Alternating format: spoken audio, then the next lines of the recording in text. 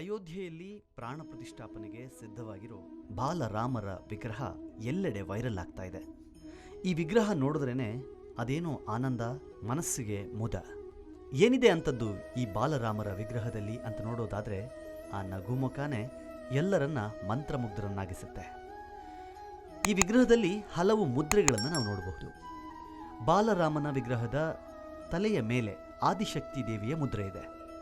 ಅದರಿಂದ ಬಲಭಾಗಕ್ಕೆ ಸ್ವಲ್ಪ ಕೆಳಗೆ ಶೇಷನಾಗನ ಮುದ್ರೆ ಇದೆ. ಅದರಿಂದ ಕೆಳಗೆ ಓಂಕಾರವನ್ನು ನೋಡಬಹುದು. ಅದಾದಮೇಲೆ ಸ್ವಲ್ಪ ಕೆಳಗಡೆ ಬಂದರೆ ಶ್ರೀರಾಮರ ಬಲಗೈನಲ್ಲಿ ಜ್ಞಾನ ಮುದ್ರೆಯನ್ನು ನೋಡಬಹುದು. ಜೊತೆಗೆ ಅವ್ರ ಕೈನಲ್ಲಿ ಹಿಡಿದಿರುವಂತಹ ಬಾಣವನ್ನು ನೋಡಬಹುದು. ಹಾಗೆ ಬಲಭಾಗದ ಕೆಳಗಡೆ ಹನುಮನ ಮುದ್ರೆಯನ್ನು ನಾವು ವಿಗ್ರಹದಲ್ಲಿ ನೋಡಬಹುದು. ಇನ್ನು ಎಡಭಾಗದಲ್ಲಿ ನಮಗೆ ಶಂಖ ಇರುವಂತಹ ಮುದ್ರೆ ಕಾಣುತ್ತೆ.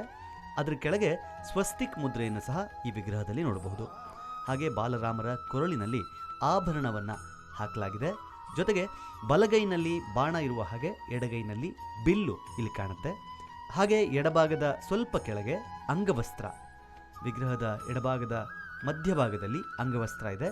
ಹಾಗೆ ಕೆಳಗೆ ಎಡಭಾಗದ ಕೆಳಗೆ ಕಮಲದ ಹೂವನ್ನು ನಾವು ನೋಡಬಹುದು. ಕಮಲದ ಮೇಲೆಯೇ ಶ್ರೀರಾಮರು ನಿಂತಿರುವಂತೆ ಮುದ್ರೆಯನ್ನು ರೂಪಿಸಲಾಗಿದೆ. ಇನ್ನು ಈ ಒಂದು ವಿಗ್ರಹ ಏನಿದೆ ಇದರಲ್ಲಿ ದಶಾವತಾರವನ್ನು ಸಹ ಕೆತ್ತನೆ ಮಾಡಲಾಗಿದೆ.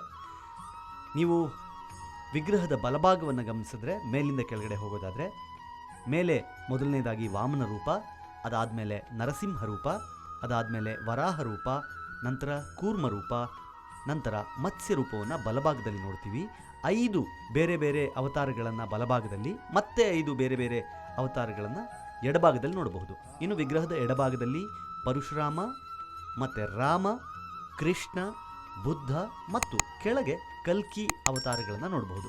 ಅಂದರೆ ಒಂದು 51 ಇಂಚಿನ ವಿಗ್ರಹದಲ್ಲಿ ಬಾಲರಾಮರ ಈ ತೇಜಸ್ಸಿರುವಂತಹ ವಿಗ್ರಹದಲ್ಲಿ 12 ಬೇರೆ ಬೇರೆ ಮುದ್ರೆಗಳು ಮತ್ತು 10 ಅವತಾರಗಳನ್ನು ತೋರಿಸಿದ್ದಾರೆ. ಇತಿಹಾಸದ ಕನಸು ನನಸಾಗುವ ಸಮಯದಲ್ಲಿ ಈ ಬಾಲರಾಮನ ವಿಗ್ರಹ ನಮ್ಮೆಲ್ಲರ ಬಯಕೆಗಳನ್ನು ಈಡೇರಿಸಲಿ.